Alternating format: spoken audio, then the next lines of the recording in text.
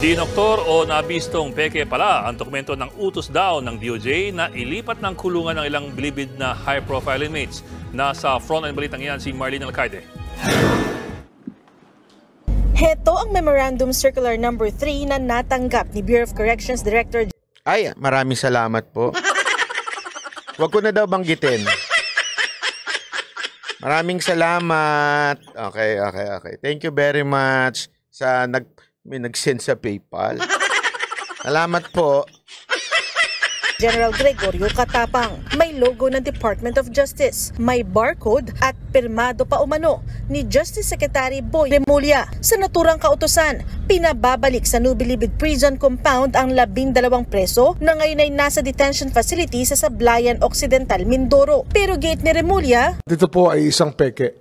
Aniya, ang 12 inmate na binanggit ay kabilang sa tinaguriang Bilibid 19 na pawang mga high-profile inmate. Tumistigo rin sila noon laban kay dating Senador Laila De Lima. Lahat daw nagagawa nila sa loob ng maximum security prison.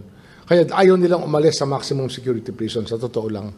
Yan po yung, kaya gusto nilang bumalik dyan, yung mga nasa Sablayan. Kasi dyan, everything is available. Pagka may pera ka, nakukuha pa raw nila. Kaya yan ang ating iniiwas. So may peke na naman na nangyari. Grabe rin, ano?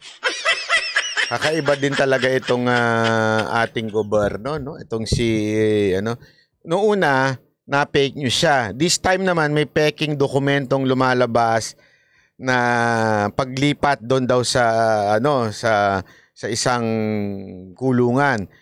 Tapos, siya na mismo nagsabi, ang ating sekretary na mismo ang nagsabi na itong kulungan na ito kasi magagawa mong lahat dyan basta may pera. Sabi ko, hindi man lang sinolusyonan, ano? Hindi man lang ayusin. Parang tanggapin na lang natin kaya may peke dyan kasi ganun talaga dyan. Ngayon, sinusubukan natin bawasan at tuloy-tuloy ang aming pagkausap. Susubukan lang daw nilang bawasan, hindi nila tatanggalin. Bawasan lang naman. Grabe rin. Sa mga lawmakers natin na sana naman ay bigyan ng budget na maayos ang ating regional jails. Pero mismo si Bucor Director General Gregorio Katapang nagduda sa naturang utos. Kaya naman personal niyang kinausap si Secretary Remulla tungkol dito. Dito na nabuko na peke pala ang memorandum. Nagpunta rito kahapon si Director General Katapang upang ipakita yan, upang i-validate. At kasi alam niya, para mayroon na silang pakiramdam na pinipeke nga.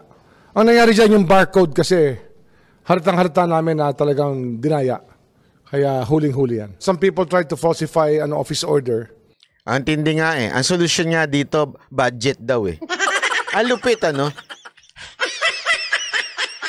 Alam mo, dito ako inis na inis Yung puro kakapalpakan, puro problema, tapos ang hihingin mo para masolusyonan ito, budget. Anak ng wete. Hindi ba pwede, Secretary Remulla, ayusin mo muna, prove to our kababayan na kaya mo ayusin. May pagbabagong magaganap.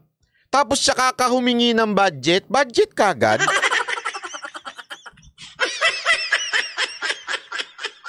A department order saying that we were transferring or about to transfer or ordering the transfer of 12 PDLs who are now budget para lang sa ewan ko ba? Yung problema ng fake document, budget.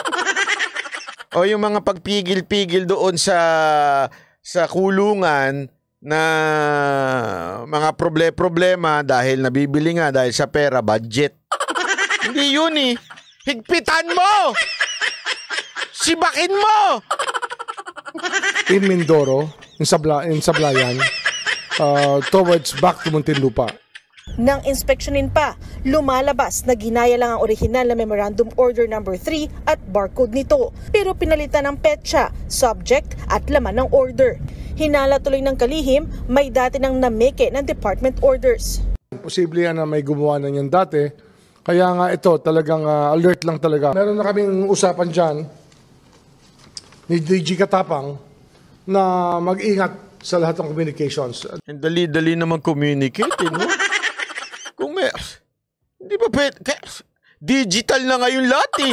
May Viber, may WhatsApp, may Yupo. Ay,